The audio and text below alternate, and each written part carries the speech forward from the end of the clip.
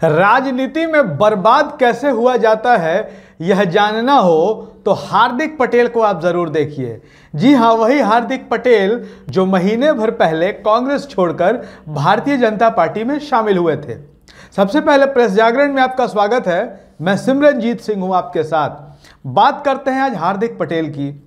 खूब ढोल नगाड़े बजा करके हार्दिक पटेल एक महीने पहले कांग्रेस छोड़कर भारतीय जनता पार्टी में शामिल हो गए। जब हार्दिक पटेल कांग्रेस में हुआ करते थे तो गुजरात जैसे बड़े प्रदेश में वहां की मुख्य विपक्षी पार्टी यानी कांग्रेस के प्रदेश के कार्यकारी अध्यक्ष थे। अब हार्दिक पटेल कहते थे कि कांग्रेस में उनकी कोई सुनता नहीं, कांग्रेस में उन्हें कोई सम्मान नहीं देता, कांग्रेस में उन्हें कोई काम करने नहीं देता, लिहाजा उन्हें और कोई रास्ता नहीं सूझा। हार्दिक पटेल कांग्रेस छोड़कर भारतीय जनता पार्टी में शामिल हो गए। वही भारतीय जनता पार्टी जिसे पानी पी पी कर हार्दिक पटेल कोसा करते थे और गालियां दिया करते थे। जिस भारतीय जनता पार्टी के विरोध की नींव पर हार्दिक पटेल का अस्तित्व खड़ा था, हार्दिक पटेल ने उसी विरोध को भुला दिया, उसी संघर्ष को भुला दिया जिस पाटीदार संघर्ष से वो निकले थे और भारतीय जनता पार्टी में शामिल हो गए।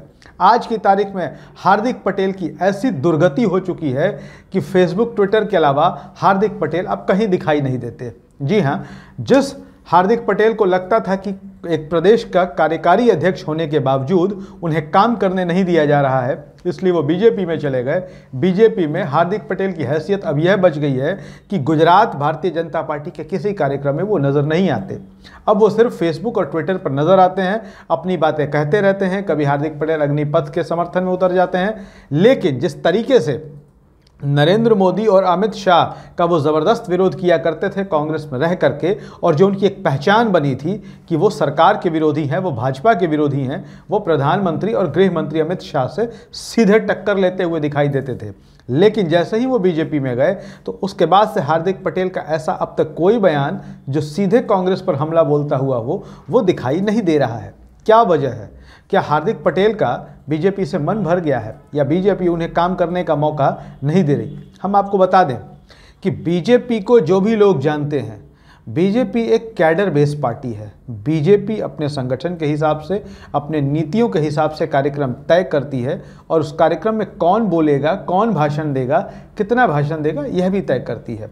हार्दिक पटेल को बीजेपी के किसी कार्यक्रम में न्योता नहीं मिलता, यह एक प्रतिष्ठित न्यूज़ चैनल ने मीडिया रिपोर्ट्स दी है। इसके अलावा वो अभी तक कहीं दिखाई भी नहीं दिए। एक तरीके से माना जा रहा है कि भारतीय जनता पार्टी ने हार्दिक पटेल के पर कतर दिए हैं, उन्हें कट डाउन कर दिया गया है। हार्दिक अब कहीं दिखाई नहीं दे रहे हैं।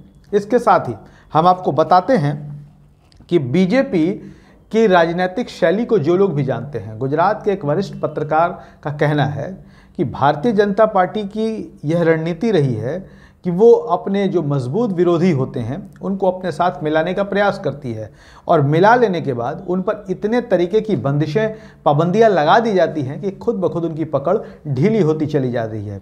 आज हम आपको बता दें कि हार्दिक पटेल की स्थिति यह बची है कि वो सोशल मीडिया पर, फेसबुक या ट्विटर पर अपनी पार्टी बीजेपी के पक्ष में कोई भी ट्वीट करते हैं तो जिस पाटीदार आंदोलन से निकल कर हार्दिक सामने आए थे, उसी पाटीदार समाज के पढ़े लिखे नौजवान ही हार्दिक पटेल पर तंज कसते हुए, उनका विरोध करते हुए, उन पर ताना मारते हुए और व्यंग कसते हुए नजर आते हैं।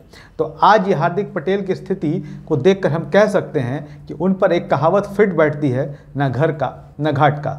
वीडियो पसंद आया हो तो शेयर कीजिएगा, हमारे YouTube चैनल प्रेस जागरण को सब्सक्राइब करिएगा। धन्यवाद।